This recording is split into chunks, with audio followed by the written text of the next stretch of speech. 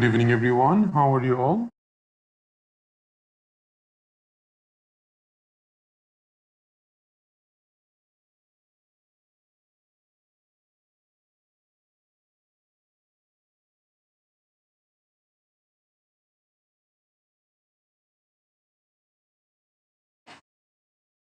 Perfect. So let's start our tonight's session. We are going to do some pediatrics question solve today. So I know that you guys are still preparing for pediatrics, and it will take maybe another month for you to finish pediatrics fully. But let's just do some questions and try to find out how the question solve can help you, and also what are the questions that's important for exam, and also like how your theory knowledge can come up into your question solve classes. Okay, so your first question is a 2-year-old child presenting with mother concerned that he still does not walk. On neurological exam, he has exaggerated reflex of lower extremity. He was born at 26 weeks. At delivery, he was given gentamicin dexamethasone for respiratory distress. What is the cause of his current symptom? Now, unfortunately, we couldn't discuss this topic in our class, so we'll discuss it today. But do you guys have any idea that a 2-year-old not walking yet, and also you can see it's a quite like a premature baby. So premature baby having neurological abnormality, can't walk. What could be the diagnosis? Cerebral palsy, CP, yes. It is most likely cerebral palsy.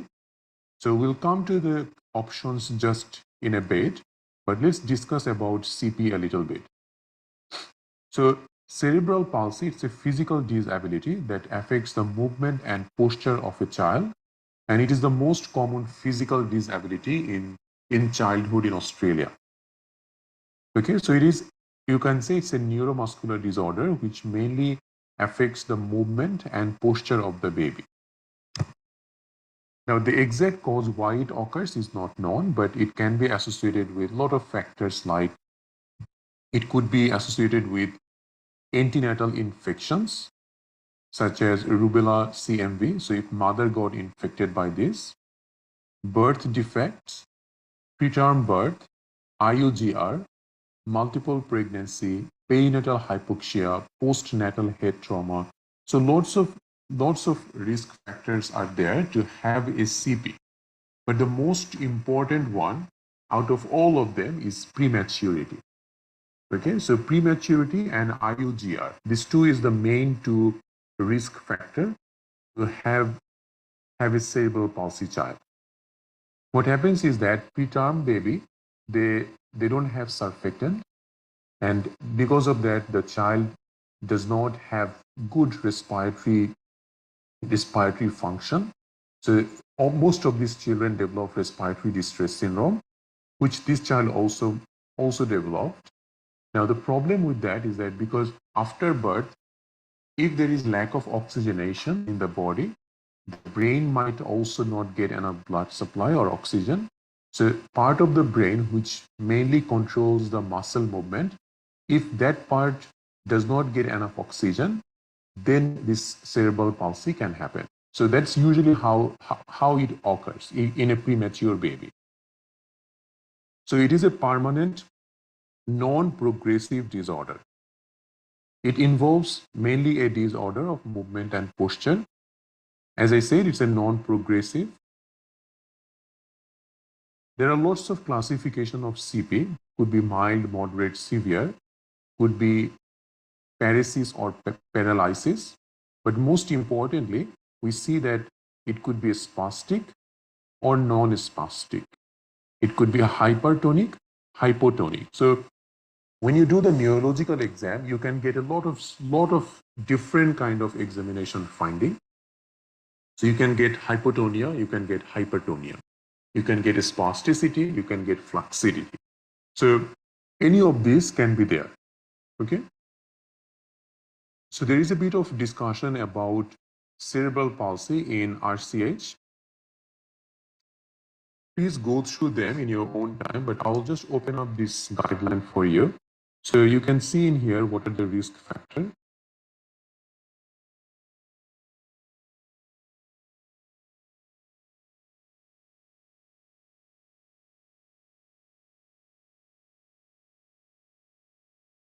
So they haven't talked about the risk factor, but JM has. But the one that I wanted to show you is CP children can have some associated disorder. The most common disorder they can have is epilepsy, it's speech difficulty, feeding difficulty, hearing difficulty, and approximately 40% can get visual problem. Okay? There is no specific management for it. You just manage them symptomatically. Okay? Now, if we come back to the question, so it's a 2-year-old boy, not walking yet. There is neurological abnormality, and it's a premature baby. So what is the cause of his current symptom? Is it because of gentamicin, antenatal infection, antenatal hypoxia, or preterm delivery? Always remember, preterm delivery is the most likely cause. Okay? If preterm is not in the option, then IUGR will be our, or low birth weight will be our next option to choose. Good. Moving on to the next topic.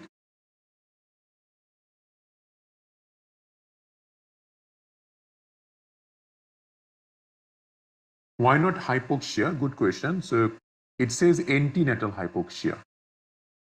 Okay, so antenatal hypoxia is not usually the risk factor. It is the postnatal hypoxia or perinatal hypoxia, which means that if after birth, child does not get oxygen, which is postnatal hypoxia, that means peri means during the delivery time or after the delivery. Okay, if the child does not get enough oxygen, then that usually is a risk factor, not the antenatal.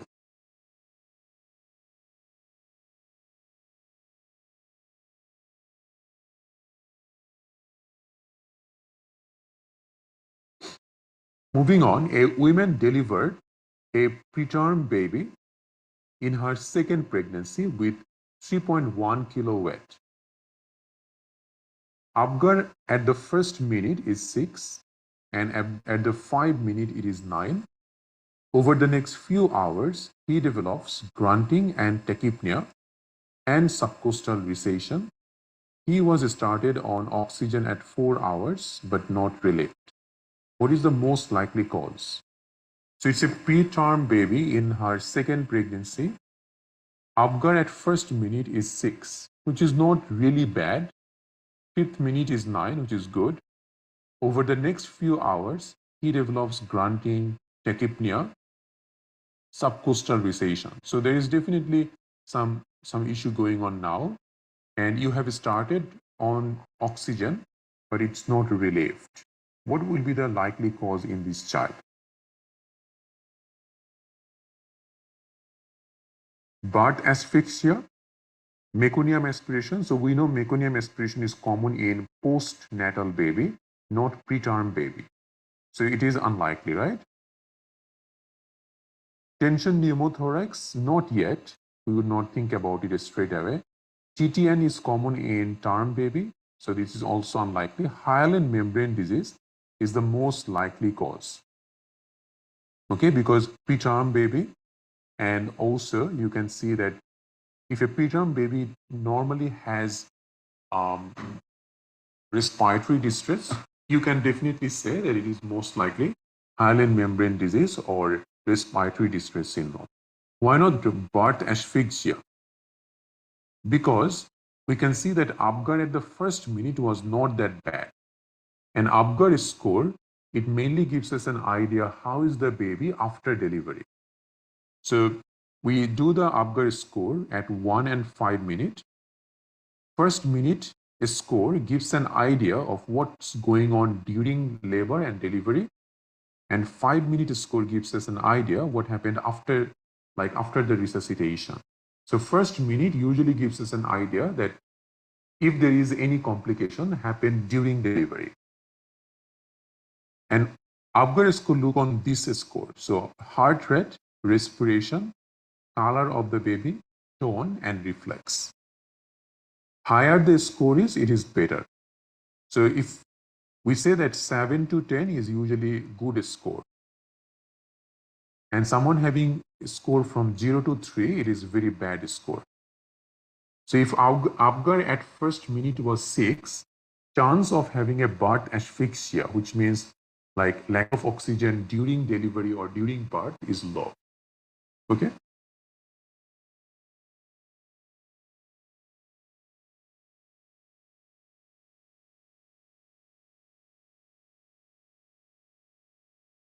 If Apgar score was 3, 4, then we can think that there might be a possibility of a birth asphyxia. Okay, and in that situation, it will also say that just after delivery, child did not cry immediately after birth, and since delivery or since birth, child is having respiratory distress. That will become birth asphyxia. Okay.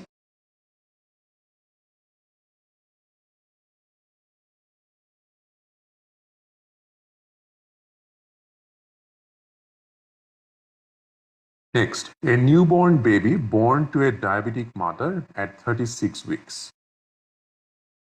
Weight 4.2 kilo, Apgar 7 by 10, cyanosed on his hands and feet and jittery. Temperature 37.2. He improved after aspiration and 100% oxygen. What is the most likely diagnosis? Now, this is a very controversial question.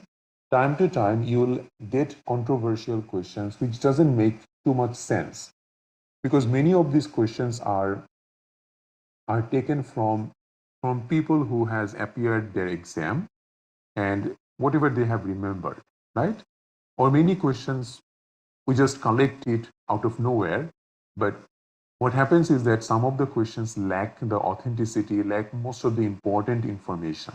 So if there is a question which, if any time, like either me or any of the mentors says that it's a bit controversial, lack of information, so it means that do not waste a lot of time on that question, because most of the time in the exam you will get a full question where all the information that you need for that question, it is already there.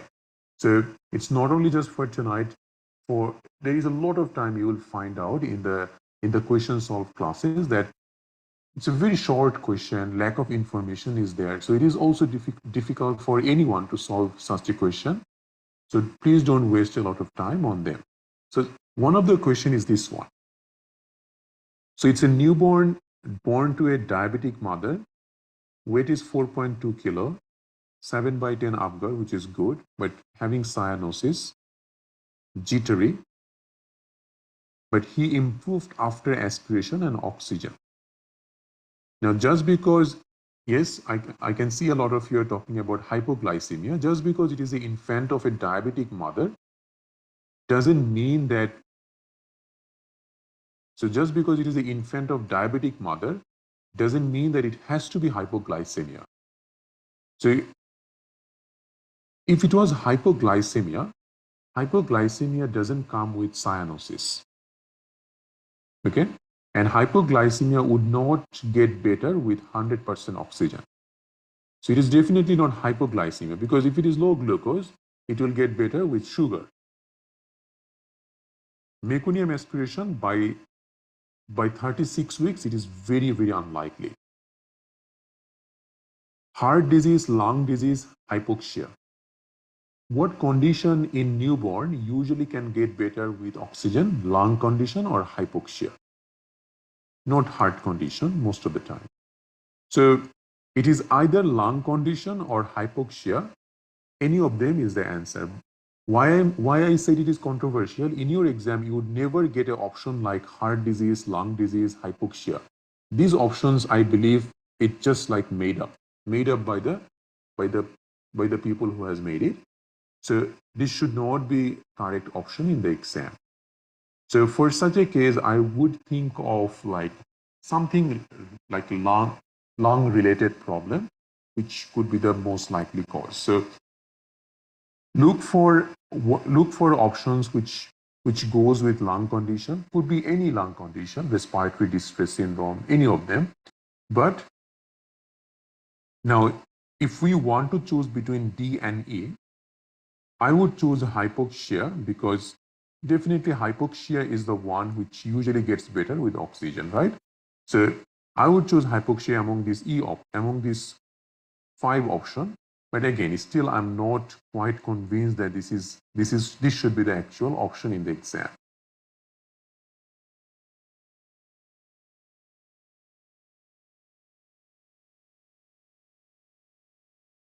Fallot's tetralogy?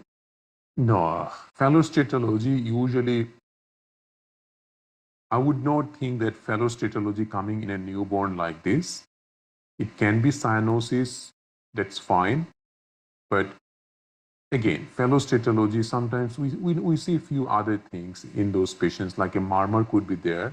Okay. So cyanosis, murmur, we could think of that.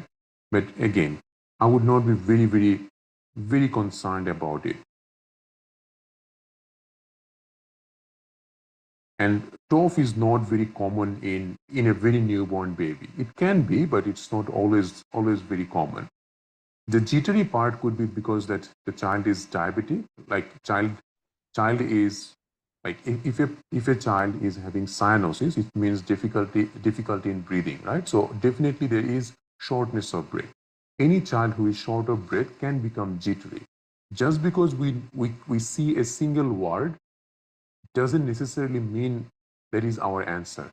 That is what happens in exam, that in exam they just give you a small trap, and you know that, like most of the people know, that the infant of diabetic mother, they become hypoglycemic and they become jittery. What is jittery? Irritable. Anything can cause a child to become irritable. Just on the basis of jittery, that word, you cannot diagnose someone with a condition. Okay, so that's very important for exam to understand that just because you see a single word or a single sentence which match with your reading of a particular topic does not mean that this is your answer. And most of the time it is just a trap in the exam, just for you to, and this kind of trap you will fall if you have a lack of theory knowledge or lack of a detailed knowledge about these conditions. Okay, making sense for everyone? In questions, there are always clues, always trap. Don't fall on those traps. Okay.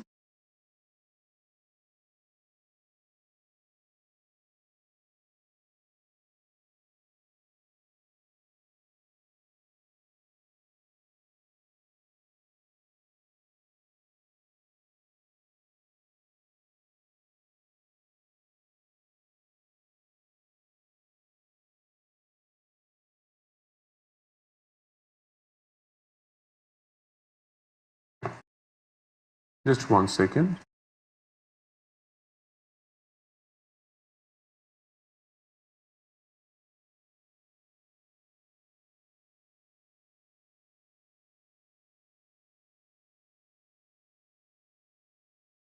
Moving on, a mother hepatitis B core antibody positive. What is the management of newborn? So hepatitis B core antibody positive.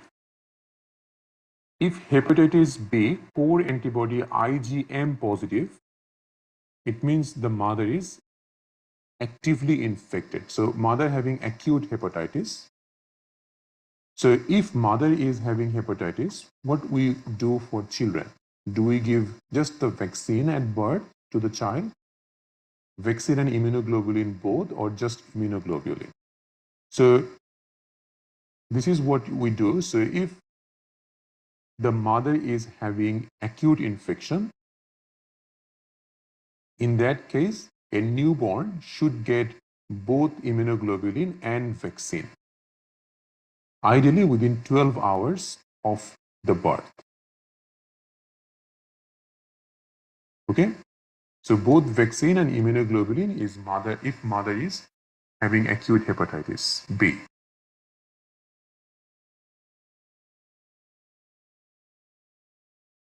Next, 6-month-old child came for a checkup. On questioning about vaccination, mother said she had only two, one at birth and the second one on 2 months old. Child having recurrent upper respiratory tract infection. On exam, child is alert, temperature 37.8, so bit of fever, clear discharge from nose. What is the next management in terms of our vaccination? So if we see in here, it's a 6-month-old. Ideally, children should have vaccination at birth, and then second, fourth, and 6th month. And then after that, 12, 18, and then 4 year. So that's the usual schedule of children vaccination in Australia. So this child who is 6-month-old only had vaccination at birth and at second month. So she did not get fourth, she did not get the sixth. So she is not immunologically up to date. Okay? So this child needs updated vaccination schedule, or we call it catch-up vaccination. Now, the question is the child having fever. Are we able to give vaccination when a child having fever? Yes, we can. Not if the fever is above 38. If the temperature is less than 38 and the chance of a bacterial infection is less, like a clear runny nose and bit of mild fever, it's likely the child has got a viral infection. So in such case, there is no problem of giving the vaccine. So you can still give vaccine, but if the child in here, they say yellow discharge from the nose, temperature 38, then you would not give it today. You would give it after fever subside. But for today, you can definitely go for it. So do you want to give vaccination now, or you want to give vaccine now and register for catch-up vaccination? So you would vaccinate today and register her for catch-up vaccination. So catch-up vaccination is a updated schedule for this child. So always we need to choose the best one. That's right, Dr. Pint, that both B and D is correct. But what's better? D is better because with D, you're giving vaccine and also registering her for catch-up vaccination. Okay, good. And in here, you can see that I have put the national immunization schedule. Please go through that. There is also one over here. So this is important, as I have told you. Next, 7 days old neonate was brought due to jaundice, started on day 4, bilirubin level 240. That means this is the total bilirubin level, and direct is 120. How will you manage? So if direct 120 and total 240, so how much is indirect? 120, right? Because both of these makes total bilirubin. So which means that direct bilirubin is about 50% of total bilirubin, right? And how much direct bilirubin has to be there to consider a pathological direct hyperbilirubinemia?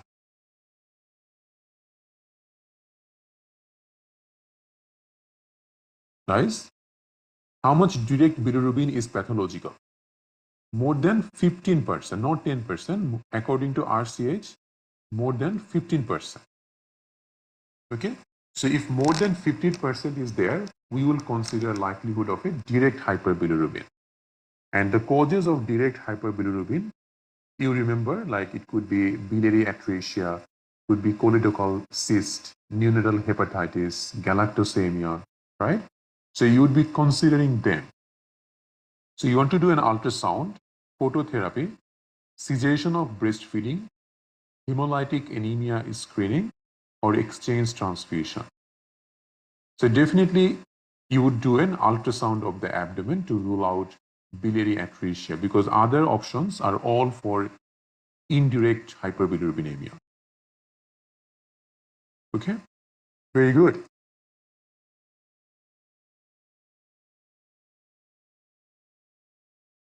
Same, this is also the similar question. 7 days old baby, presenting with jaundice since 4 days of life, term baby, breastfeeding, serum bilirubin 240, and direct 120. Liver is also palpable. So it's the same thing, you would be doing an abdominal ultrasound.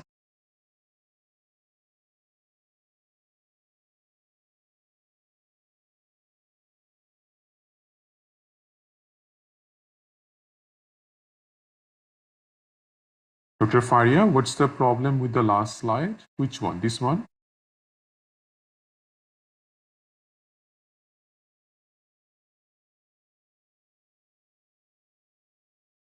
Any question, Dr. Faria? These are already given on your portal. You can easily just open the portal and find these out. Okay, move on. An 8-month-old baby whose father is a nomadic farmer presents with a rare folic acid deficiency. Mother claims child is feeding well. Mother was a known, well-controlled epilepsy patient on anticonvulsant therapy. Which of the following is the possible cause of this condition? So, rare folic acid deficiency in an 8-month-old whose father is nomadic farmer. Nomadic farmers are farmers who mainly raises sheep, cattle, okay, goat, those things. So, what is the cause of folic acid deficiency in this 8-month-old? Cow's milk feeding, goat milk feeding, side effect from mom's medication, nutritional anemia, rare genetic mutation. Something which is very vague, we never choose this in the exam. So always cut off the vague option. Then nutritional anemia. Let's see if there is something like that. Mother claims child is feeding well. If child is feeding well, chances of having a nutritional anemia is less likely. So rule that out. Then possible side effect from mom's medication. Now, if it was mom's medication, mother took anticonvulsant for the whole duration. So why now the child will become folic acid deficient after 8 months? Because mother was on this medication even when the child was in the uterus. So why now? Right? So it is also unlikely. Now you have got A and B option. A, which is cow's milk feeding, it causes iron deficiency anemia. And goat milk causes folic acid deficiency. Okay? So you can see here, goat milk is known to be deficient in vitamin D, B12, iron, and especially folate. Infant younger than 6 months needs 65 microgram of folate. Goat milk only has 6 microgram. So most likely that because it's easily available, most likely the farmer is giving goat milk to the baby, and that's causing this folic acid deficiency. Okay?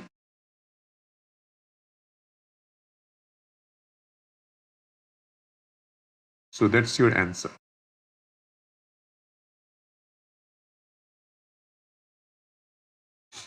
Next, a septic child who looks quite pale drinks cow's milk a lot. Otherwise normal. Hemoglobin is just 6.5. MCV decreased. What is the management? Now this is a tricky question, so you'll need to get an understanding about the when to give iron, when to give transfusion, all of this. So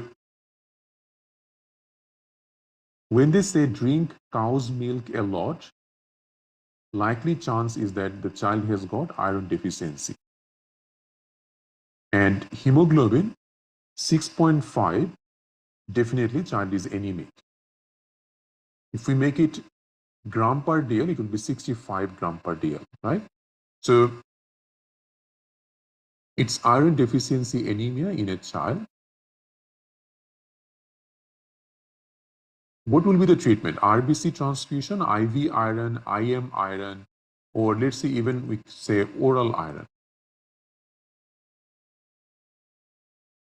We can give iron in this patient as long as child is not really bad. Like child is not quite unwell.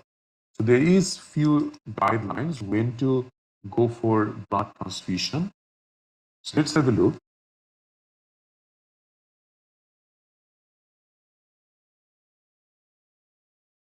So indication of red blood cell transfusion in a child.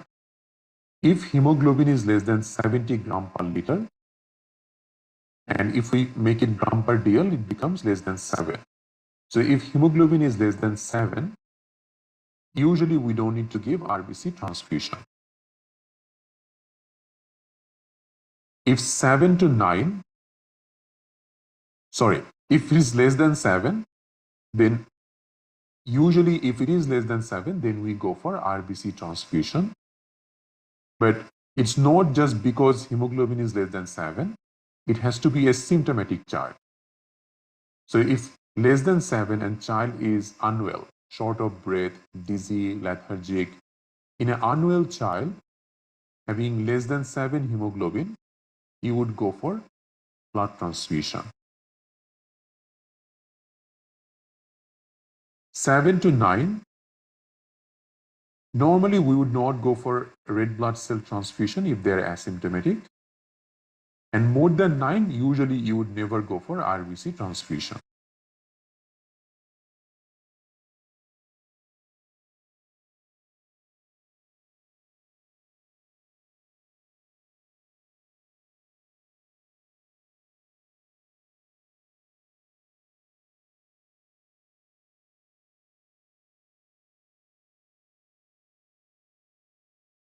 Okay, now let's come over here.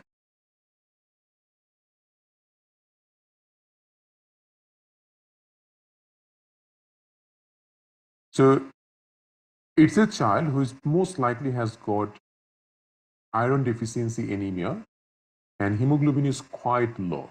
So hemoglobin is less than 6, or you can say 6. So hemoglobin is 6.5, which means it is less than 7. And is this child symptomatic? The problem is child is septic. So septic child is the it's a worst case scenario.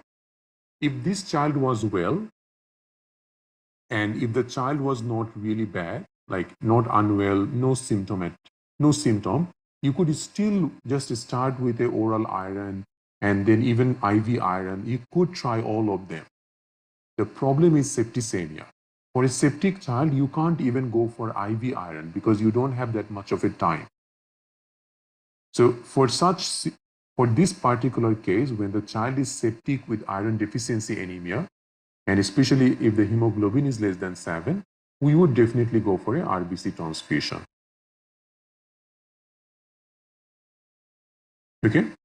But if we remove this septic child part, for such case, you would start with oral iron. If that doesn't make the hemoglobin to go up, you would go for IV iron, and then we can think of RBC.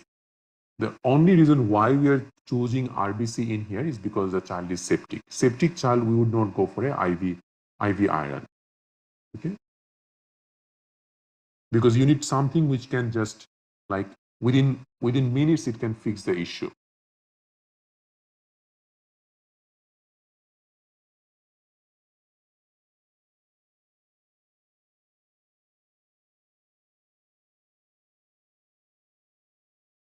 And very good explanation, Dr. Sharia. Bacteria thrive on iron, so we don't give iron in sepsis. That's right. So we usually would not go for a iron transfusion in a septic child or in a child who is infected at the moment. Okay. Why they mentioned otherwise normal? They just say that there is no other symptoms. Okay, but it doesn't matter. Like the child is septic. That's abnormal enough. Cow's milk is deficient of iron, and children who drinks cow's milk a lot, they have high risk of developing iron deficiency anemia because they don't get enough iron. Okay,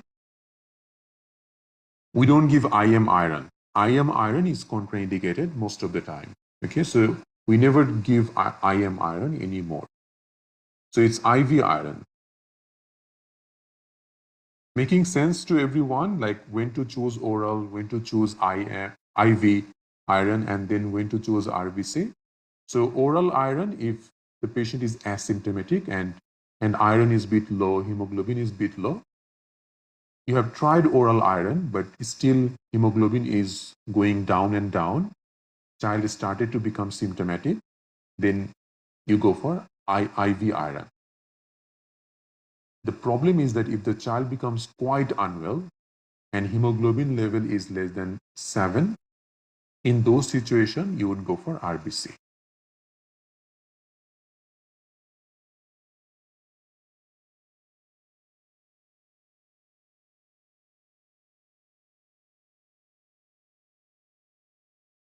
Yeah, if hemoglobin is more than 7, then you could start with the oral iron. And in that situation, this question will not be a question because the child will not have like any problem if hemoglobin is more than 7 most of the time. So if hemoglobin more than 7 and child is well, no symptom, then oral iron will be our first choice.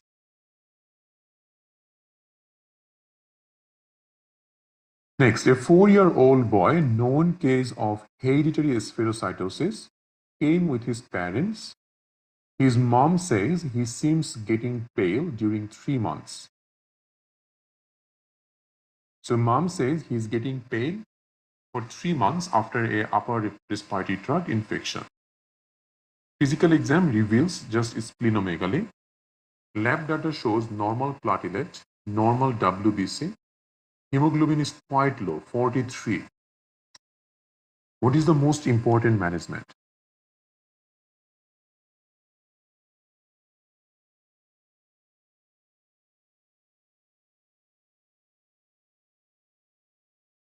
So hereditary spherocytosis is a condition where the red blood cell becomes spherical. So normal shape of RBC is biconcave like this. So if it becomes spherical, spleen find it very easy to break. So it causes immature breaking of RBC, which means hemolysis, and this patient develops hemolytic anemia. Okay? And because spleen is working harder, it also gets bigger, so splenomegaly. The problem with hereditary spherocytosis is that sometimes if they get upper respiratory tract infection by parvovirus B19, this can cause aplastic crisis.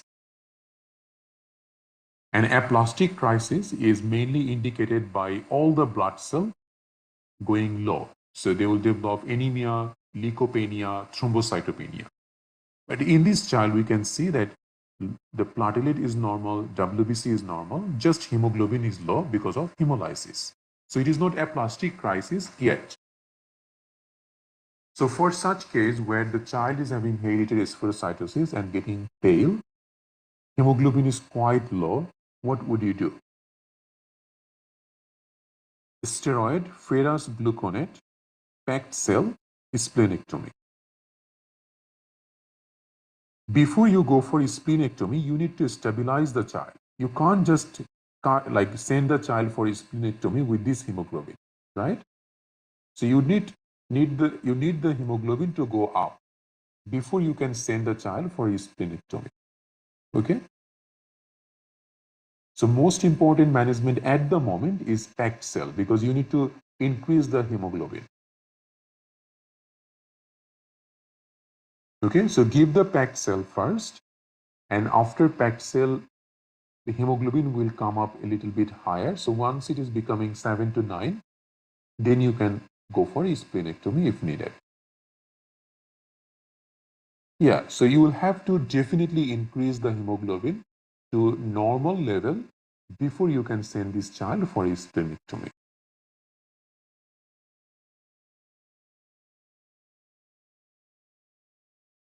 If there's a definitive management for this kind of cases, we can choose splenectomy.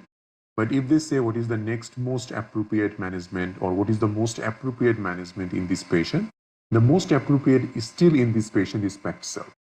But definitive, if they say the term definitive, yes, that's splenectomy for such case. Even if it is a plastic crisis, you'll need to go for transfusion in such case. The idea is same. You can't do surgery in a patient whose hemoglobin is like this, because during surgery there is a risk of bleeding. What if the hemoglobin becomes 10, 20?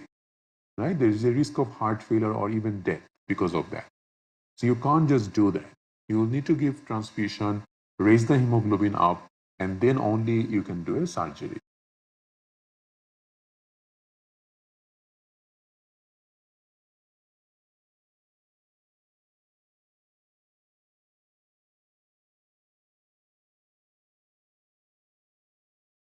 And Dr. Ahmed Shafi, so about the last question, guidelines say without clinical symptoms can give RBC if less than 7. It did not say. It says that if hemoglobin is less than 7, then RBC transfusion often indicated.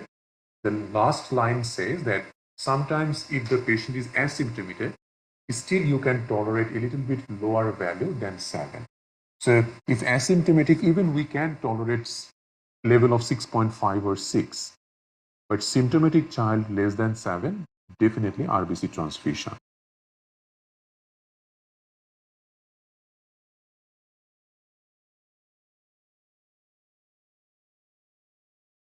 Now, we haven't discussed hereditary spherocytosis. So what's the genetic inheritance of hereditary spherocytosis, guys? Is it autosomal dominant, recessive? What it is?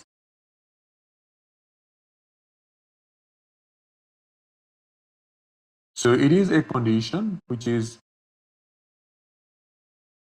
caused by a small round blood cell without the central pallor. It is autosomal dominant, caused by a spectrin deficiency, which is an enzyme in the RBC. So just like any hemolytic anemia, this also presents with jaundice, anemia, and splenomegaly. Okay? So when you do the examination, when you do the investigation, you will get features of normocytic anemia. Reticulocyte count will be increased because these patients, their RBC gets broken faster. More and more unconjugated bilirubin will be in the blood. So bilirubin will be high. And if we do a osmotic fragility test, that will show that these spherocytes are having increased fragility. So osmotic fragility test will be positive. In the peripheral blood film, you can get spherocyte. Treatment. Folic acid supplementation can be given because that will increase the erythropoiesis. And then sometimes RBC transfusion is needed based on the level of hemoglobin.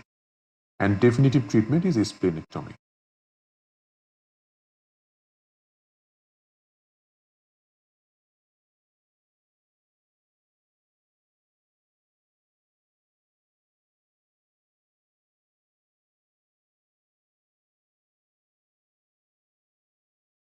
Yes, so if the question asks what is the diagnostic test for hereditary spherocytosis, yes, that's the 5-eosin Malamide test. Yes, very good, Dr. Shia. So that is what is the diagnostic test for this condition.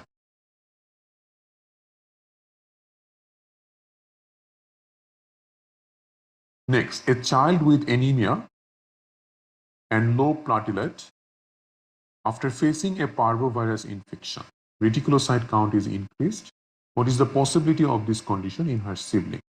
So we know that this is hereditary spherocytosis because after parvovirus, child has got anemia, low platelet.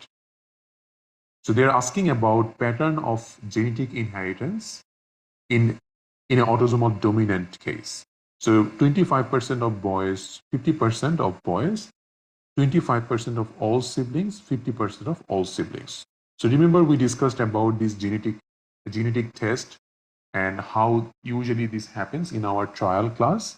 So for autosomal dominant, it is 50% of all boys and girls. So 50% of all siblings has equal chance of getting this condition. Very good, guys.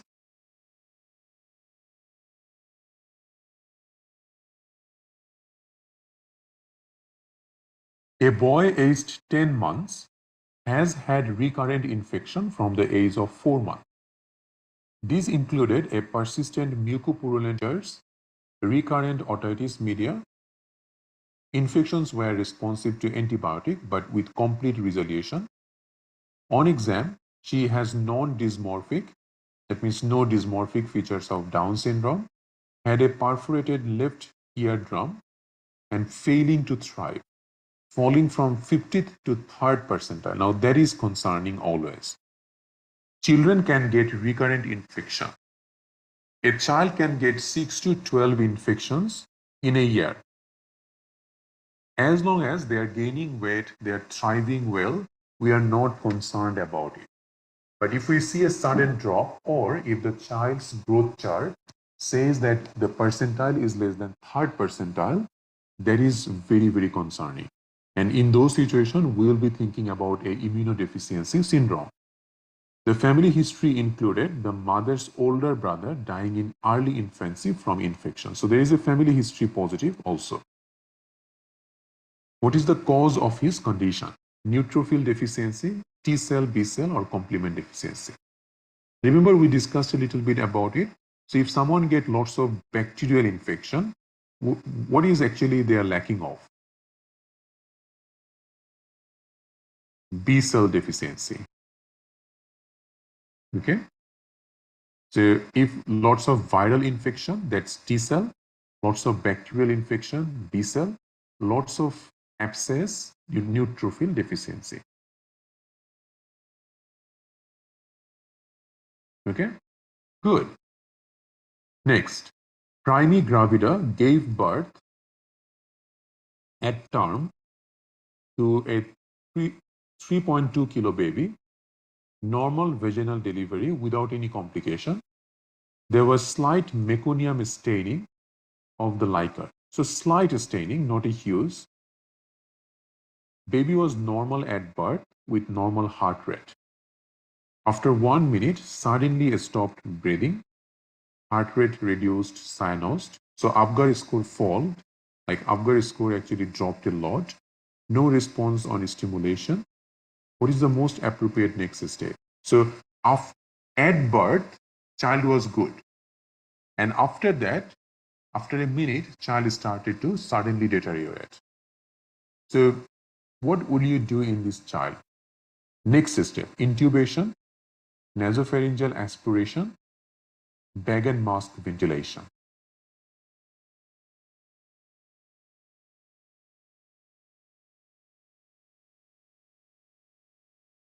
Think about such a situation in your ward. What will be your immediate management?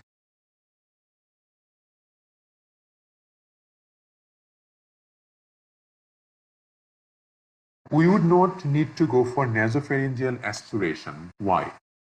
Because just because there was a slight meconium staining doesn't mean that it is a meconium aspiration syndrome. Because if it was meconium aspiration, baby would not be normal at birth. He would have like problem even during birth, right? So that's a trap, this slight meconium staining, which can be there in a lot of term babies without any problem. So nasopharyngeal aspiration is not needed where we know the child was fine at birth. Now this child suddenly deteriorated. Our definitive management is intubation, but intubation takes time, right? In such situation, you would definitely start with a bag and mask ventilation first. You do the bag and mask and you prepare intubation. That's how usually it happens in such case, right? So child stop breathing. To intubate the child, it needs time. So for such situation, in the next step, So two question comes in exam. They say, what is the most appropriate step? That's intubation. What is the most appropriate next step? That's bag and mask ventilation. Okay, making sense for everyone?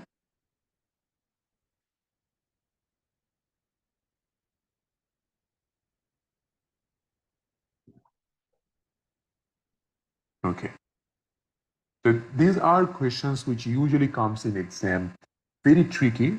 Understanding the question is very important because most of you, you know the answer, but what they're actually asking, what the question is actually asking, that matters a lot.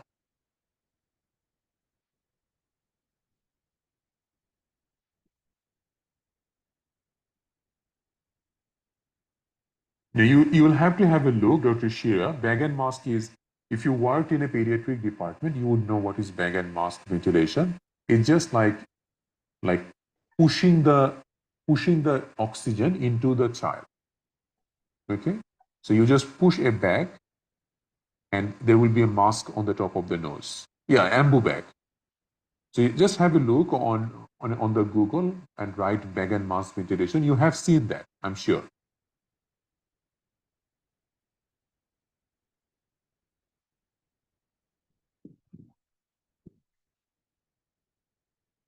And if they ask what is the most appropriate stay, most appropriate management in this case is intubation. But they're asking next. So next is usually the initial thing. So initial is definitely bag and mask.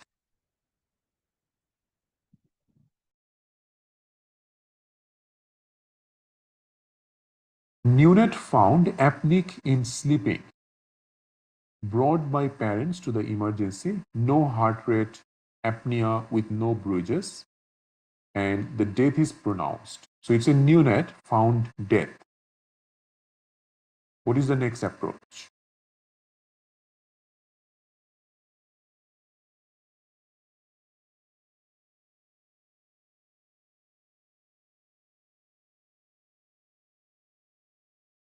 So this is what we call SIDS, sudden infant death syndrome, where less than 12-month-old baby suddenly dead without any particular cause. So you want to mention on his death paper as caught death. There is nothing like that. Inform Child Protection Service, refer him to forensic autopsy, call the coroner, arrange funeral. So your job in this situation is to call the coroner and the police because this will require a autopsy.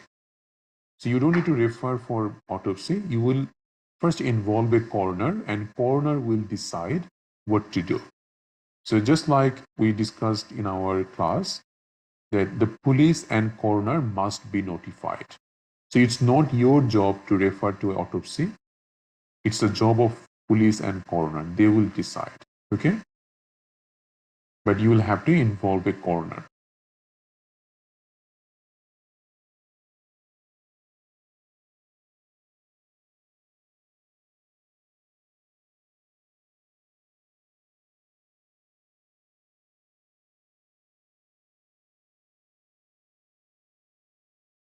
Okay, who is coroner?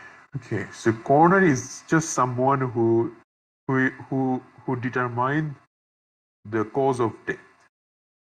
So it's kind of a judicial official who has the power to conduct an investigation to find out the cause of death. Okay? Yeah, if no coroner is in there, then you call the police.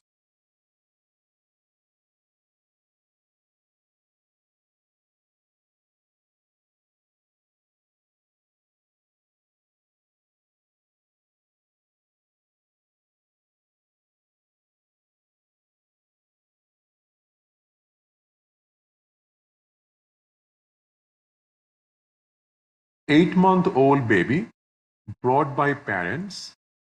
They complained that their baby continued crying at night. Breastfeeding, what advice will you give? Add thickener to milk, give cow's milk, refer to pediatrician, stop breastfeeding and change to formula feeding. We never ask that. So what do you think an 8-month-old crying at night, breastfeeding, what do you think could be there? sometimes the, the question can be very vague, but looking at the option might give you an idea about the diagnosis. Yes, you are right. So see the food thickener. So it could be a gastroesophageal reflux. And when you put the child to sleep, then it gets really worse, right? So, and child can get irritable. They can cry a lot if there is a lot of reflux going on. So this is reflux. So what would you do? Yeah, so you would add thickener to the milk. That's right. Very good.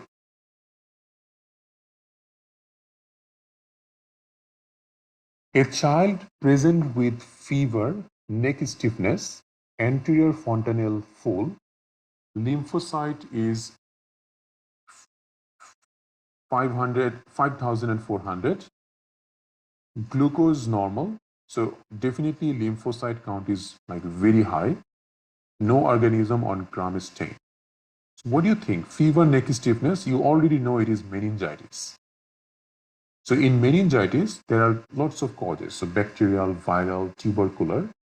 How we know which one is bacterial, viral, or tubercular? We look at the cell type, we look at the glucose. So if we look over here, viral meningitis, mainly lymphocyte predominant and glucose will be normal. The tubercular meningitis, lymphocyte or monocyte is predominant, but glucose will be low. Bacterial meningitis, mainly neutrophil and glucose will be normal. Glucose will be low. So when glucose is normal, it is most likely viral meningitis.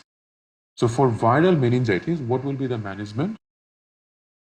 Intravenous phenytoin, rectal diazepam, no need. Intramuscular morphine, no need. Paracetamol and dexamethasone. So phenytoin also not needed. So remember one thing, guys. They have already given you the cause of meningitis in here. When we know that it is viral meningitis, there is no treatment. It's just symptomatic management. Child having fever, give some paracetamol. Okay? There is no need of dexamethasone if it is a viral meningitis. We give dexamethasone mainly in bacterial meningitis because it reduces some of the complication of bacterial meningitis such as deafness. But viral meningitis, there is no role of giving a steroid. Okay? There is no role of giving antiviral in a viral meningitis except we know that this is caused by a herpes simplex virus. So if it is herpes simplex virus causing meningitis, then you could give antiviral. Apart from that, no viral meningitis require any specific treatment. So you will only need to give oral paracetamol, nothing else.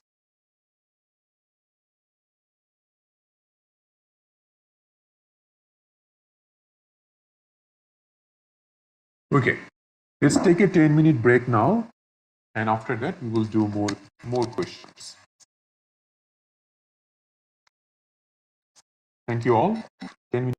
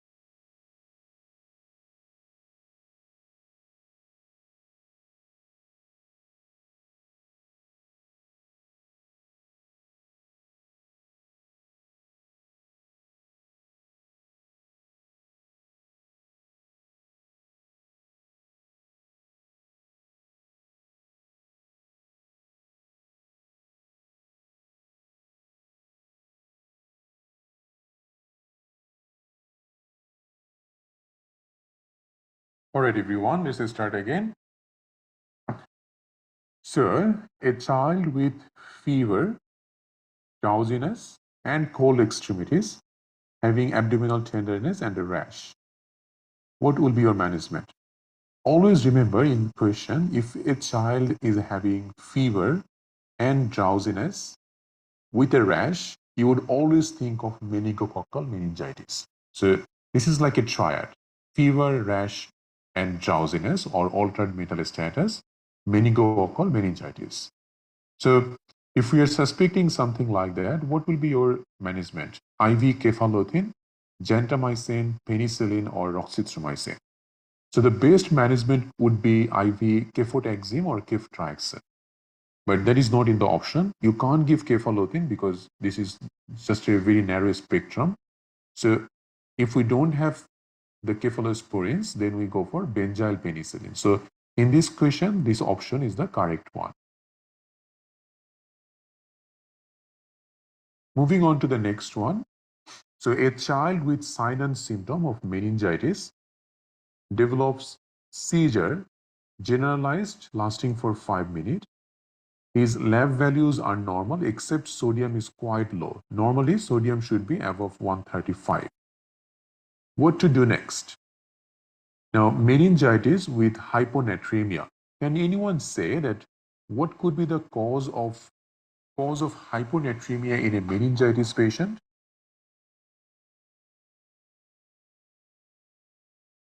Very good, Dr. Shia, Dr. Fion. SIAD.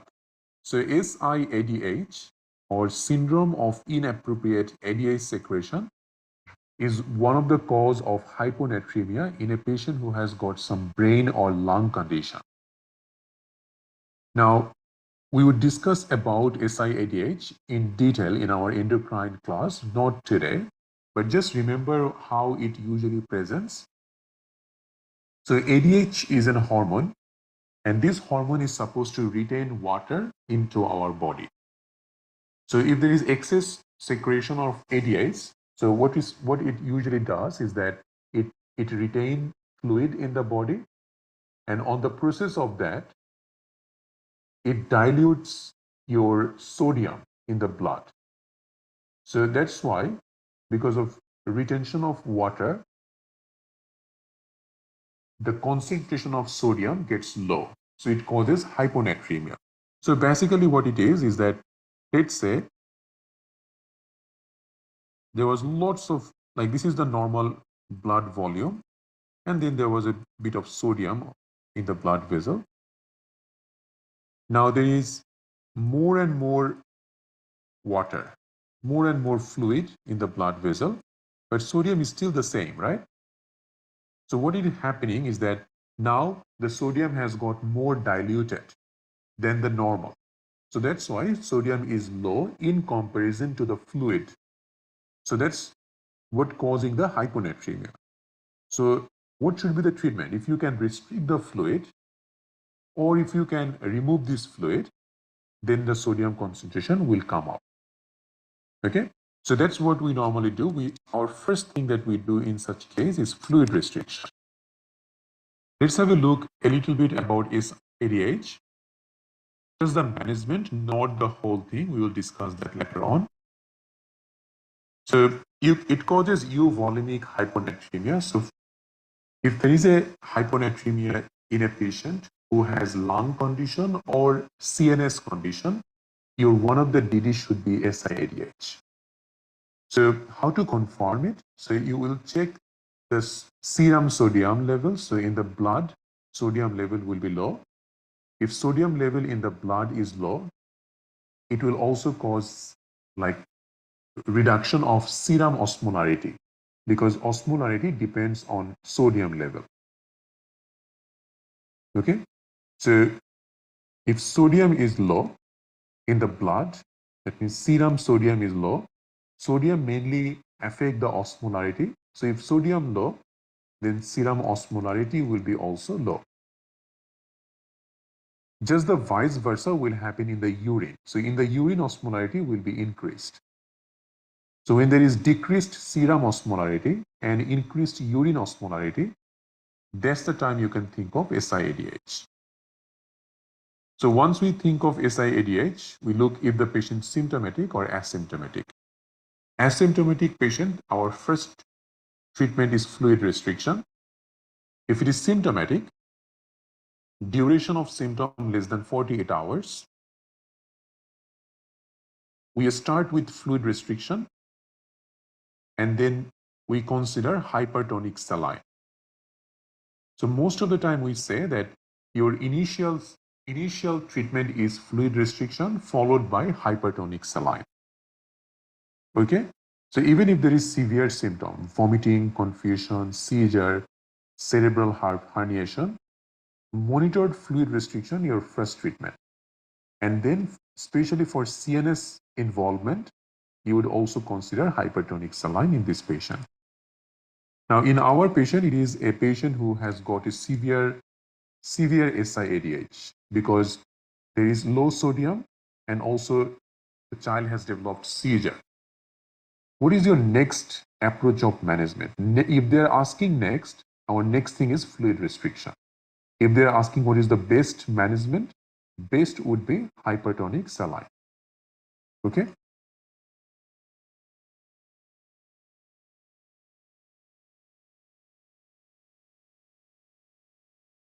Clear?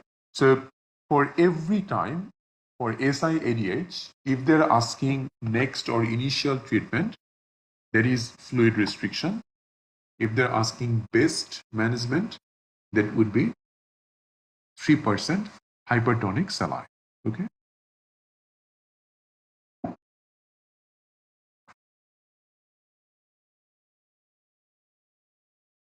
8-year-old child with persistent night pain in his left legs or left leg. On examination, there is no restriction in active movement, no swelling or tenderness. What is the most appropriate next step?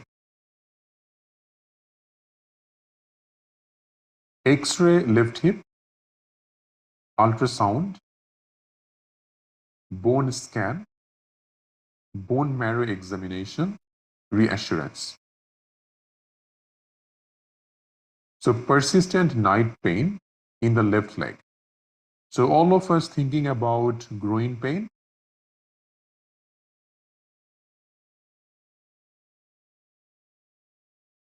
Okay, so that's the time you guys will get wrong in the exam. I know that It looks like growing pain, but if you know growing pain a little bit better, you'll know where is the problem. The problem is persistent. Growing pain is episodic, with pain-free interval from weeks to months. That's one. It is usually bilateral. Okay. So we have got a child who has got persistent night pain in only one leg. Now there is problem. Always remember, something persistent is not normal. Okay. So even though the question looks like growing pain, and I know that from like most of you will think of that, which you have done, but you will need to understand the question. You will always, I say that if something looks very evident in the stem, that even by looking at the question, it looks like, yes, I know what it is. There is something wrong there. Read it twice, thrice. Find out if there is anything wrong. Okay? And that is how you pass this exam, because exam questions are like this. It looks like that you know it, and then actually you don't know it. Actually, there is something wrong in that patient. They just make the question so appealing to you that you know the answer, and you just choose the wrong option in the exam. So something persistent, especially one of the red flag of bony pain is persistent night pain. Okay? So even though it goes with a lot of things, but persistency and also just single leg, even if it is not articular, still it is a red flag. So in such case, I would do a X-ray. Okay, so X-ray hip or X-ray leg, any of those. So X-ray should be our first option in this situation. Does it make sense, guys?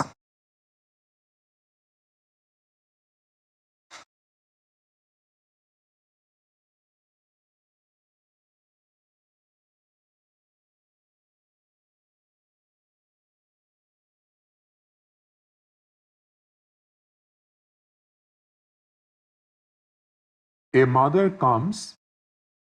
So why hip? That is also my question, Dr. Shafia. So I believe that it's not hip. I think it would be extra leg in the exam.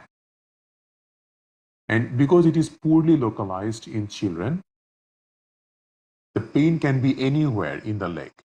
So can be in the hip region, can be in the lower leg, we don't know. So most of the time we would do extra hip, knee, ankle, all of them. We can't say a diagnosis on this, but we need to rule out the possibility. We need to rule out if there is any inflammation, if there is any suspicious thing. So persistent night pain, it is suspicious for a bone cancer. Okay, so we are trying to rule out that.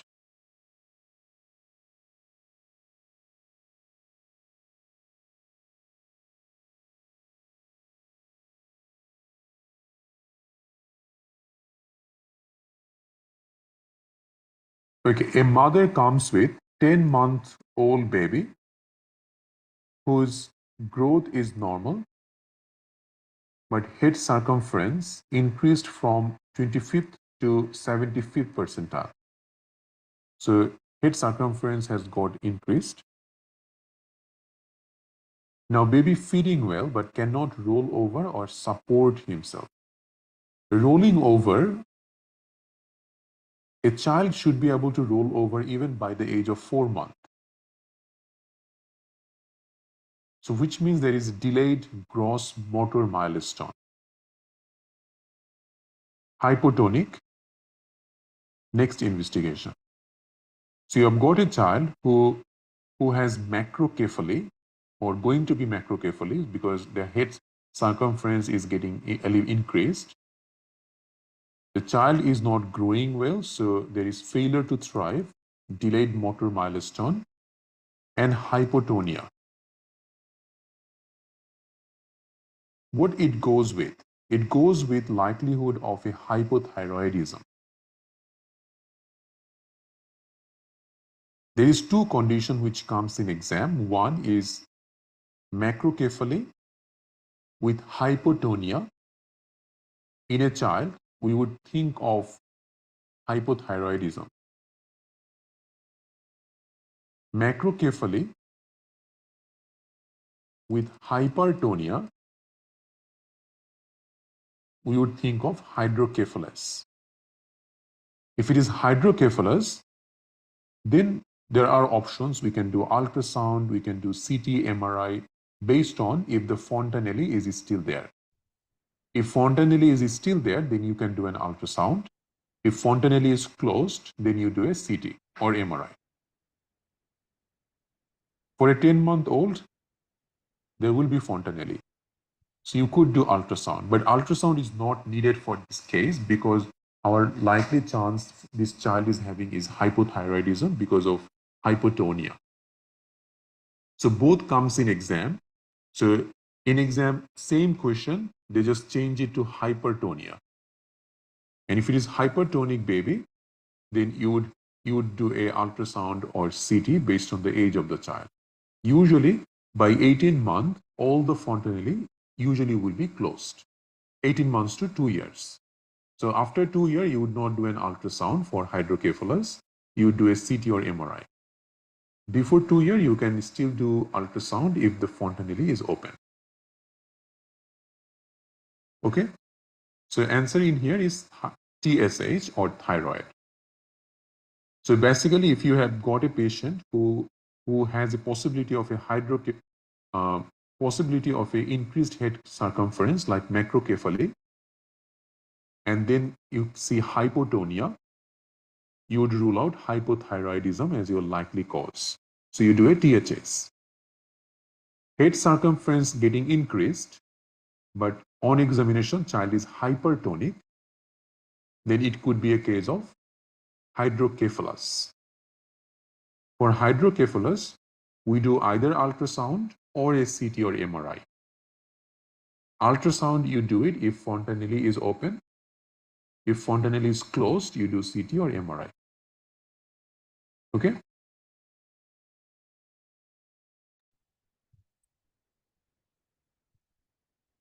Like this one, a 12-month-old child with head circumference plotted on a growth chart, there is a big increase to 100 percentile. So you've got a 12-month-old whose head circumference is 100 percentile, which is macrocephaly, and nothing else is given. When nothing else is given, our initial investigation starts with ruling out hydrocephalus. For a 12-month-old, that patient still will have fontanelle open. So we would do an ultrasound of the head as our next investigation. Okay? If it was a 2-year-old, then we would not do ultrasound, we would do a CT. Making sense for everyone? So as you can see, anterior fontanelle usually closed by 18 to 24 months. And why I keep saying macrocephaly. Macrocephaly is if the head circumference get elevated up to 97, that's macrocephaly.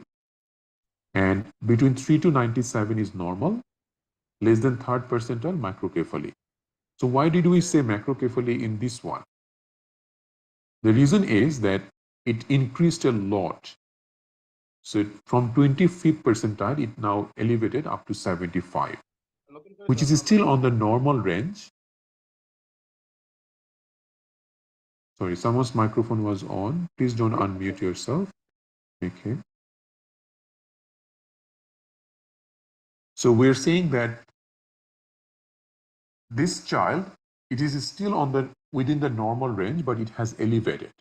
So it's not only just the head circumference that's causing the problem. Problem in this child, especially for this child, it is more about hypotonia and delayed motor milestone.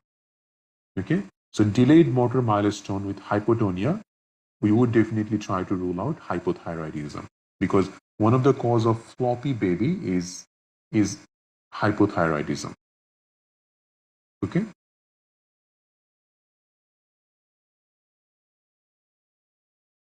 Any question with this head circumference?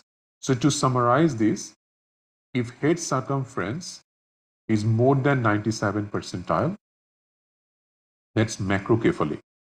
For a macrocephaly children, if it is less than 2-year-old, you would do an ultrasound to rule out hydrocephalus. More than 2-year-old, you would do a CT or MRI to rule out hydrocephalus.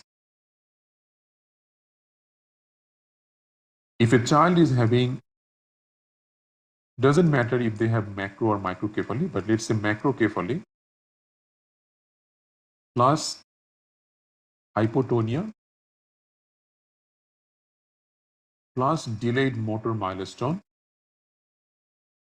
our main thing to rule out would be hypothyroidism, so we do a THS. Same patient having hypertonia, we will rule out hydrocephalus. Okay, so that's pretty much a summary of this head circumference issue.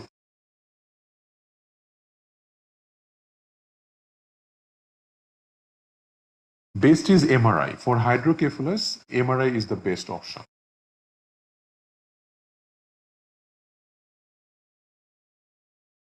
15-month-old child brought to you by his parent. He was born at 36 weeks by normal vaginal delivery. Birth weight was 2.5 kilo. At 8 months, at Mother and Child Health Center, hearing test was done, which was normal. Parents say that he babbles but does not speak any word yet.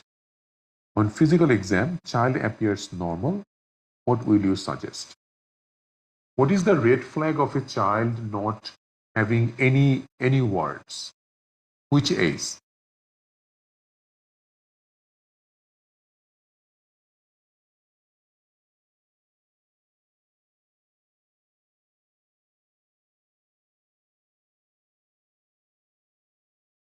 $18 according to RCH, right? So if by 18 month child does not say any word, that's the time it is a red flag. So it is 15 months. Still we have 3 more months to wait and see if the child starts saying some word from babbling. So the child is babbling, and babbling start usually between 6 to 9 months. Ideally, the child should say something by this time, but still it is not a red flag until 18 months. And we can see that apart from that, child appears normal, everything else is good. So would you reassure the parent that this is a normal variant? Or will you reassess at 18 months? Will you repeat the test for hearing, which is not needed at the moment because you have already checked it? Arrange for audiometry, no need. So what will you do? We can't just reassure the parent that this is normal. We have to reassess at 18 months to decide is it normal or abnormal. Okay, so reassess at 18 months is the best idea.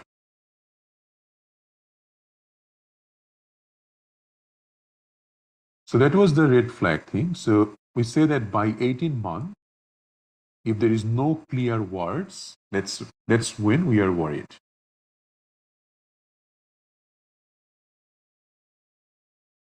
14-month baby who has history of rollover on 4 months, sitting without support from 8 months, claps hand, plays peekaboo, now has started walking without support, moves things from one hand to another, bubbling but no words. So still no words, but we can see that at 14 months he is able to walk.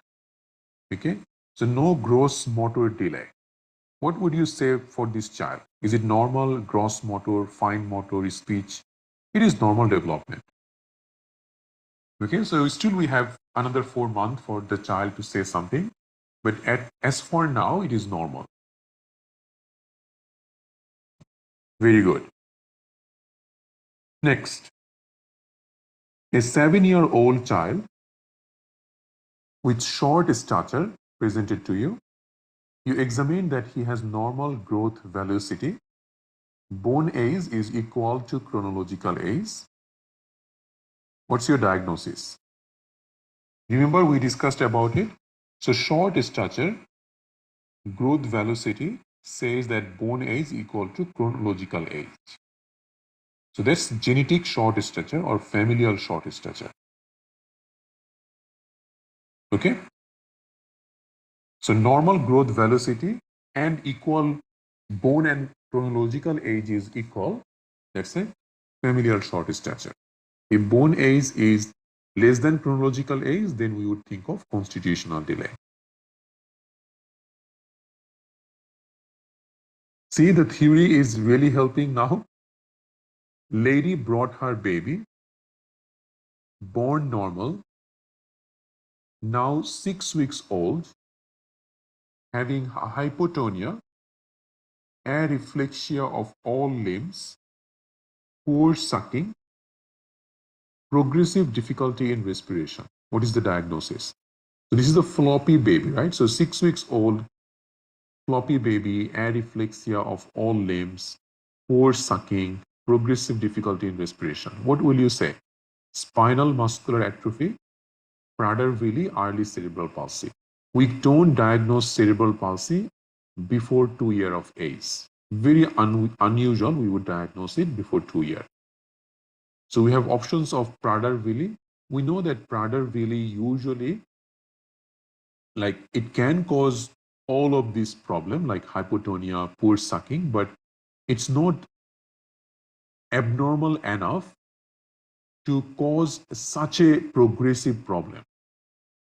But SMA can be really bad. So SMA, it can involve all muscle of the body, including the muscles of respiration like diaphragm. And the cause of death in these children is diaphragm failure or respiratory failure. Okay? So if there is a progressive breathing difficulty, progressive respiration problem in a newborn having hypotonia, areflexia, we would think of SMA as the most likely cause. Okay?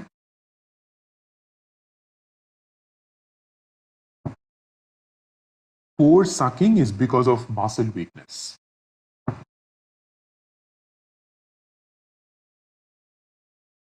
Floppy 4-month-old baby gaining weight, feeding well, but floppy limbs.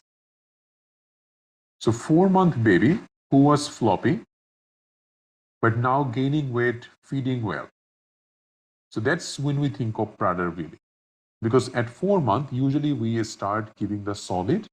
And when they start taking the solid, the child starts to gain weight and becomes morbidly obese. That's Prader-Willi. If there is option of hypothyroid, hypothyroid doesn't cause difficulty in respiration. It can cause hypotonia, poor sucking, but not difficulty in respiration.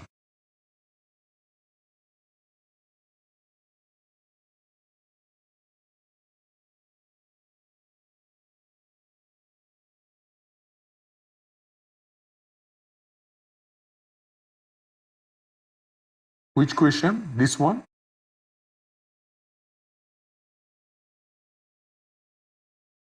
Because SMA child is not like they're not someone who fits well and gain weight. They always have a bit of feeding difficulty because their muscle is always weak. Whereas Prader-Willi syndrome baby, they initially, before solid introduction, they become very floppy. But once you start the solid food, they start to gain weight, they start to become like very obese because they start to feed well.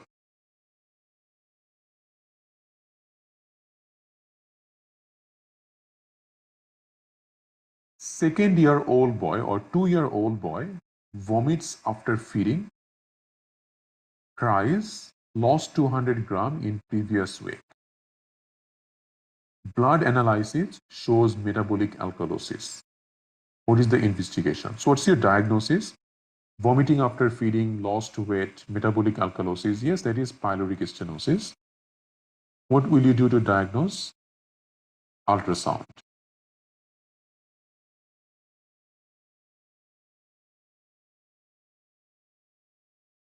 Irritated child, 39 fever, abdominal pain, vomiting with tenderness but no rigidity. What will help in diagnosis? What is the diagnosis for a child who is irritated, having fever, abdominal pain, and vomiting? And there is tenderness.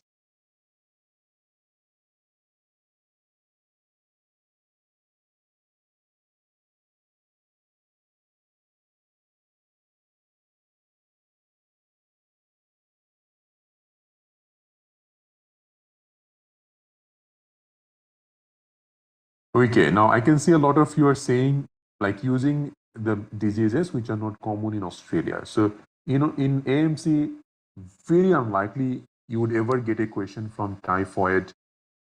You would ever get any questions from tuberculosis, not very common.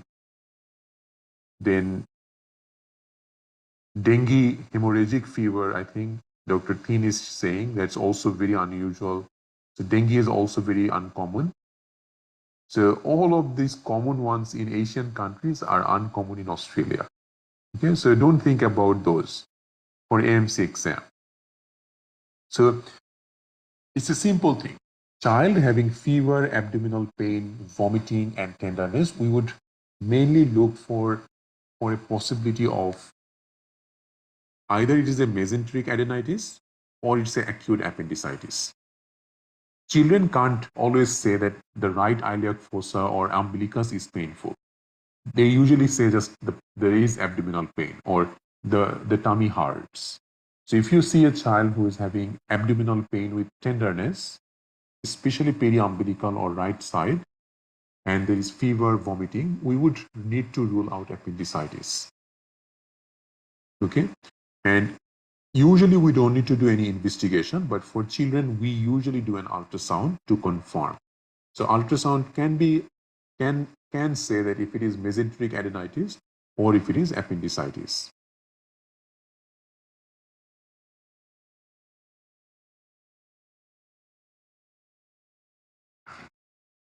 The thing is that high fever is not common in appendicitis, but we would never rule out appendicitis just because of high fever. So if a child having tenderness, abdominal pain, vomiting, and fever, our first diagnosis is appendicitis until we can rule it otherwise. So we do an ultrasound, and if we can rule out appendicitis, that's it. Because there is always a risk that we can miss it. And just because there is a bit of high fever, we would not say it is mesenteric adenitis until we can diagnose it. No, we would not just consider doing a CVC in here. We would go for ultrasound. Ultrasound is the one that can give us a bit of idea that if it is appendicitis. And in Australia, ultrasound is very good to diagnose appendicitis.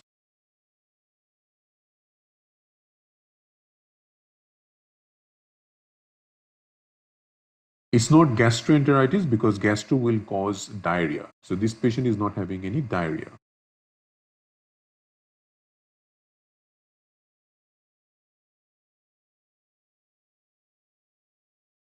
Okay, so acute appendicitis in children. So children who gets appendicitis can come with a lot of symptoms. So vomiting, diarrhea, abdominal pain. Temperature is usually slightly elevated. 5% cases it can exceed 39. In children, the physical examination, especially abdominal tenderness, then rectal examination demand considerable tact. So this is not usual that you would do a rectal examination in a child, but you can get abdominal tenderness. So basically, if a child having fever, anorexia, nausea, vomiting, and an abdominal pain, which starts around the umbilicus and goes to the right side, which is right iliac fossa, and you get an abdominal tenderness on the right side, that is when you would think of appendicitis. It commonly confuses with mesenteric adenitis, which presents exactly the same way, but the pain can be in either right or left iliac fossa. Many times, mesenteric adenitis is followed by a recent viral upper respiratory tract infection.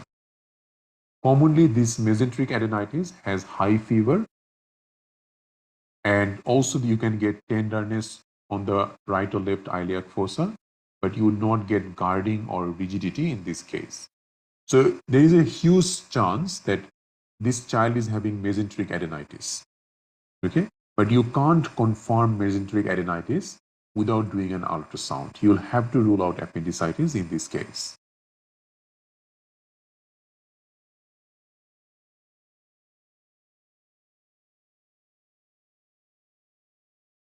So ultrasound will be able to show that if there is inflammation on the appendix. So appendix will look big and inflamed.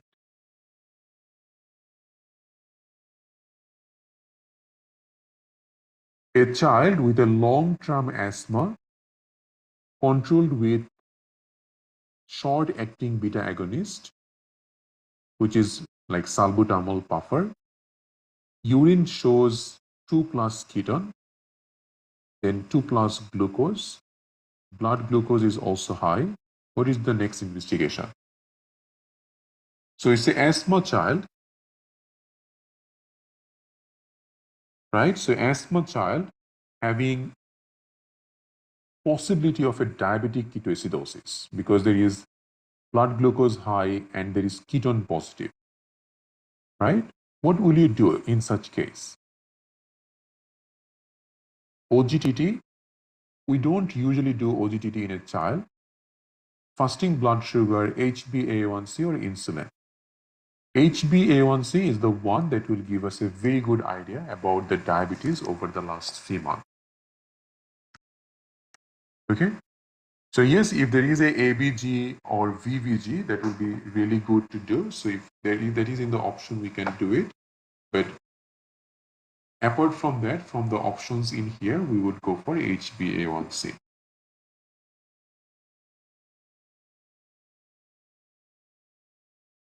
Which one to repeat, Dr. Jenna?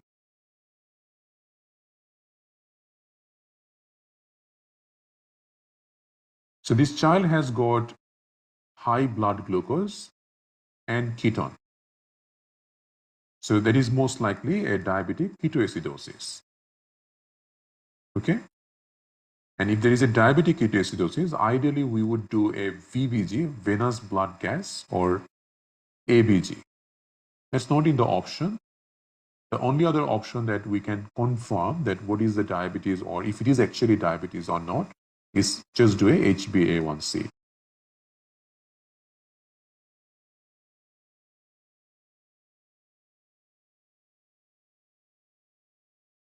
A 9-year-old with type 1 diabetes on short and intermediate acting insulin every morning, high glucose level, what to do? So 9-year-old, so why not FBS? Now, if you need to do a fasting blood glucose, you need to do it tomorrow.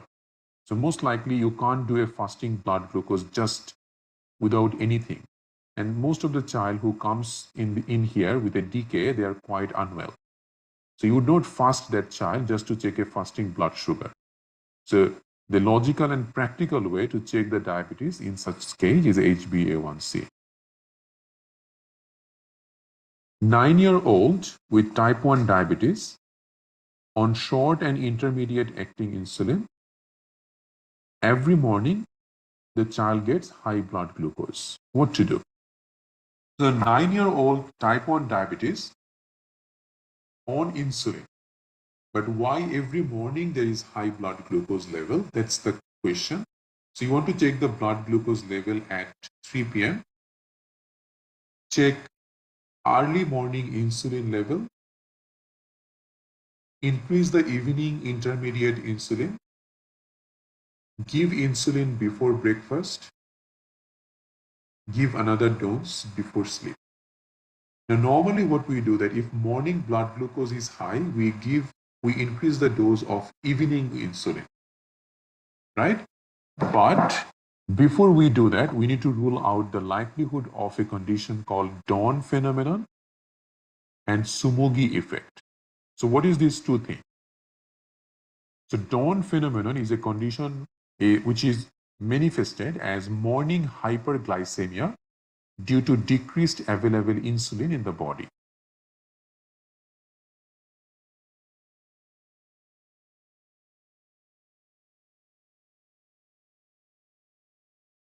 So dawn phenomenon is normally it is an hyperglycemia in early morning due to the nighttime release of the growth hormone. So at night, if the growth hormone is released, growth hormone acts as like it increases blood sugar in the body. So nighttime, your body will find out that there is increased blood sugar, so it will produce insulin to keep the blood sugar down. So to do that, in the morning, there will be lack of available insulin to reduce the blood sugar. So even though your body is able to keep the blood sugar usually not that high during the night time, but by morning the available insulin will be reduced. So it will no longer be able to control the blood sugar. So that's why the morning blood sugar will go up. So that's what we call as dawn phenomenon. Now, that's why if we see here, every morning child getting high blood glucose. So it could be a dawn phenomenon. That's why there is hyperglycemia in the morning. To rule that out, you check the blood glucose at 3 a.m. And if you say that there is hyperglycemia, that means blood glucose is very high at 3 a.m. or at night, that will confirm that possibility of a dawn phenomenon. So once you rule that out, then you can increase the evening insulin dose. Okay? Make sense?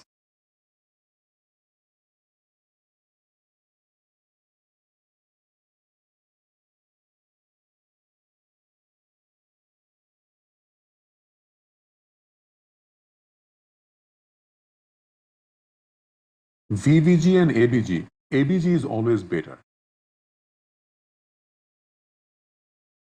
There is no cutoff point to diagnose diabetic ketoacidosis. Most of the time, DK, the blood glucose will be quite high. But it also depends on if there is ketone in the blood or in the urine. So it's not only just the level of blood glucose which diagnose DKA. There has to be ketone in the blood with hyperglycemia.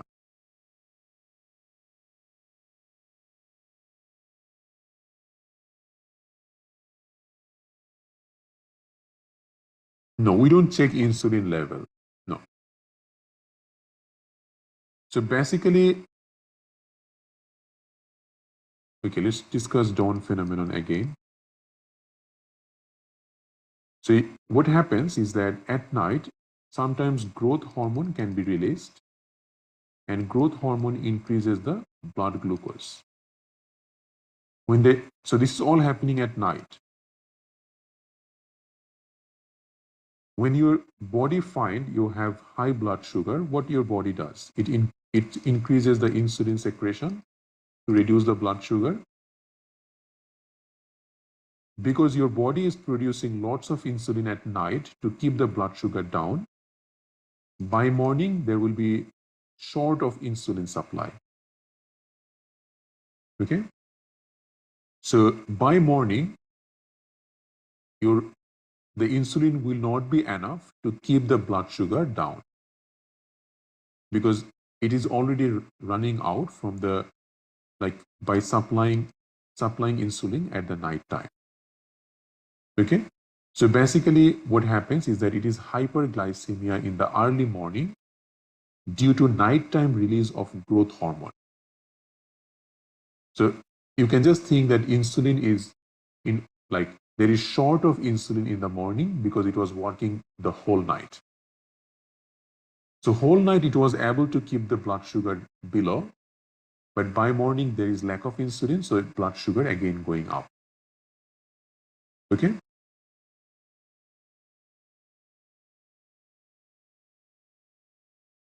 A child 4 years of age is brought by his mother. He has recurrent abscess. His weight is under 10th percentile. On exam, his tonsil is enlarged, has recurrent staph abscess, and healing scars of abscess in different part of the body.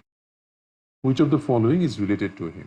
So recurrent abscess and weight is under 10th percentile. So weight is definitely low and recurrent abscess. So in this situation, what will you think? Neutrophil deficiency, right?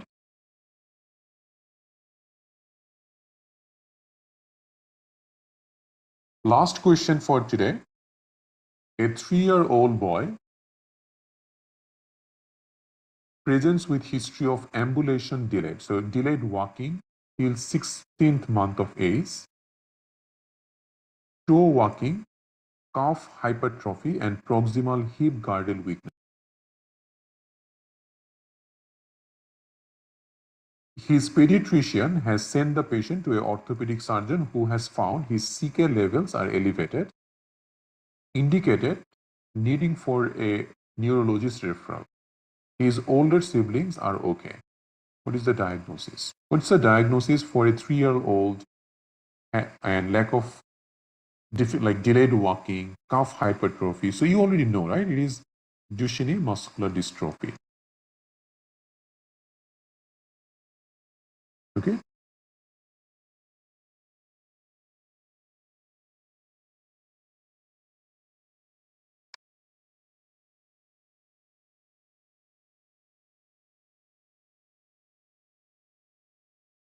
Polymyositis. Polymyositis is not very common in children.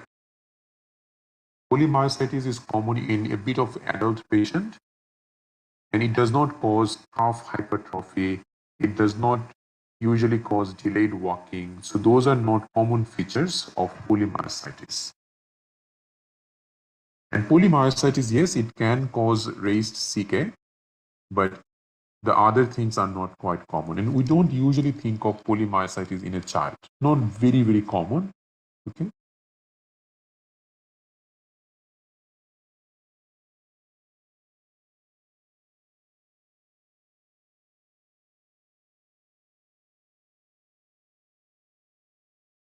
And as part of the common thing also, like as we can see that there is two conditions. One is Duchenne muscular dystrophy and another is Baker muscular dystrophy.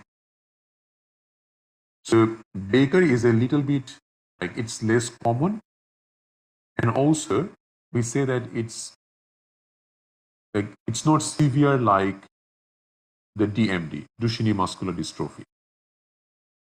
The only way to differentiate these two is to do a genetic test. There is no way we can differentiate it just by looking at the patient. But severity can help, and common is also Duchenne muscular dystrophy.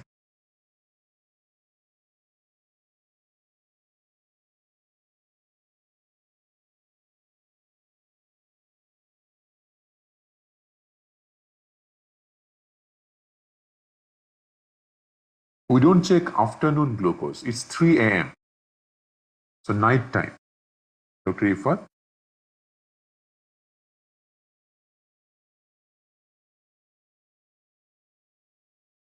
Yes, it can increase in adult also. So dawn phenomenon can happen in adult as well. All right, guys. So that's all for today. Thank you, everyone. Sumugi, I will discuss later on, not today, Dr. Mehra. It's already confusing a lot of people just with dawn. So that's all for today. But as you can see that pediatrics is not really, really easy, but with a good theory knowledge, it can be solved, right? So without a good theory knowledge, it can be quite confusing in the exam. So a lot of preparation is needed to become very confident on it.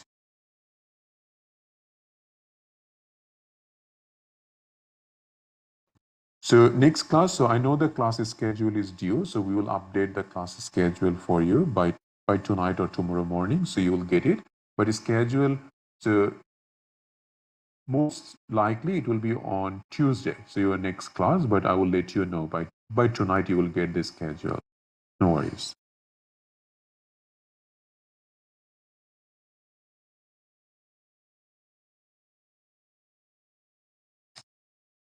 All right, everyone. Thank you all. Have a good night. We'll finish it here tonight. Thanks. Bye. I just wanted to see that there was one person who had a difficulty with their video lecture. I asked you to stay here so that I can have a look. Dr. Anna, are you here?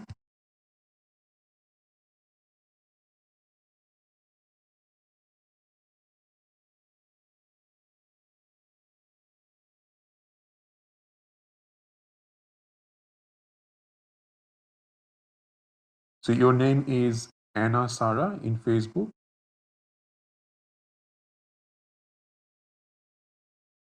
Okay. All right. So I'll take you to oh, Dr. Shafia, this is your first class? Okay, so this must be very confusing for you then. But don't get scared. Just make sure to go through our pediatrics classes because we discussed most of these topics in our class. So don't get scared. It's going to be fine. You will just need some time. Okay. So Dr. Sana, I will just take you to to another Zoom room, and we will have a look. Where can I see the PPT? Dr. Faria, I think I have heard your name before. You are not new, right? Are you new? No. So what's happening? It seems like you are lacking behind. You don't know where to see our class notes. So you have got access to the portals. Okay. Have you seen our orientation class video where we have discussed where to see the class notes and everything?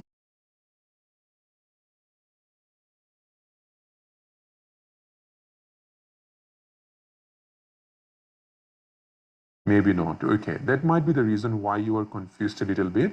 Go to our orientation class video. And also I have uploaded a video regarding how to use the software in the Facebook group.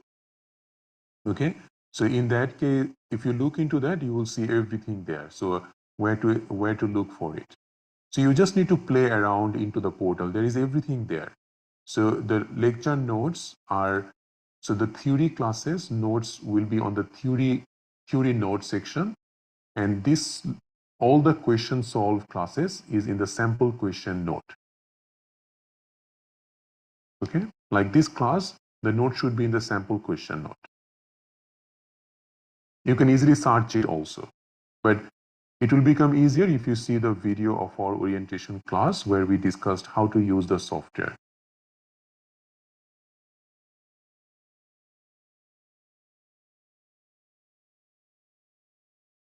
For now, Dr. Nithmi, I take the class at 7:30, but the other people, they are preferring 8:30 to 10:30. So I'm keeping it still the same. It was the same even when we started the course. So it hasn't changed for any of you except me, I think. So we still keep it as how we are doing right now. So 7:30 for theory class and 8:30 for the question solved classes. Okay. So Dr. Sana, I'm just taking you to that Zoom room now. Thanks everyone. Have a good night.